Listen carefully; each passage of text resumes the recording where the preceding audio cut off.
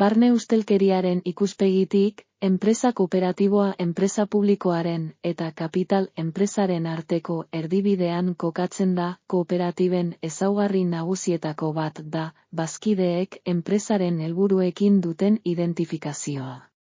Hasieran, identifikazio horrek bazkideen jarduera lerrokatzeko joera du, eta horrek, barne ustelkeria mugatzeko mekanismo garrantzitsua osatzen du. Hala ere, kooperatiben izaerak berak titulartasunaren sakabanaketa dakar.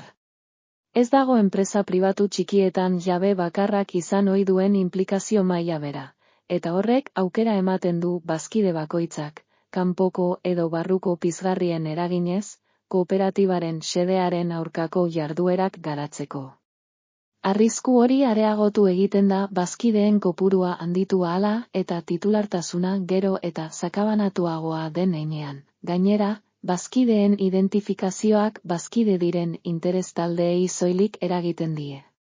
Horregatik, lan bazkiderik gabeko kontsumo edo zerbitzu kooperatibetan, langileek kapital enpresetako edo enpresa publikoetako soldatapeko langileen antzeko barne ustelkeria arriskuak dituzte.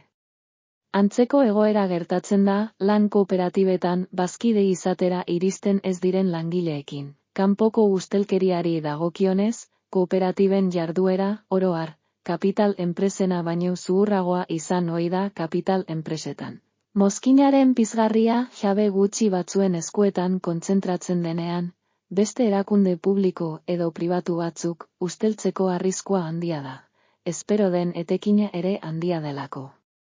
Kooperatibetan, pizgarri hori askoz sakabanatuagoa dago. Hala ere, gogoratu behar da kooperatibek soberakin ekonomikoak sortzen dituztela, nahiz eta irabazi asmorik gabeko moduan aurkeztu.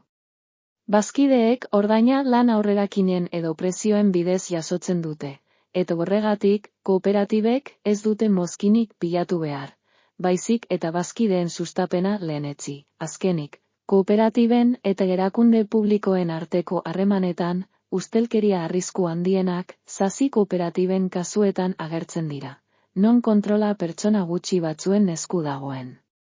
Benetako kooperatibetan, ordea, gardentasunak eta bazkideen arteko botere orekak nabarmen zailtzen dute, bai barneko bai kanpoko ustelkeria.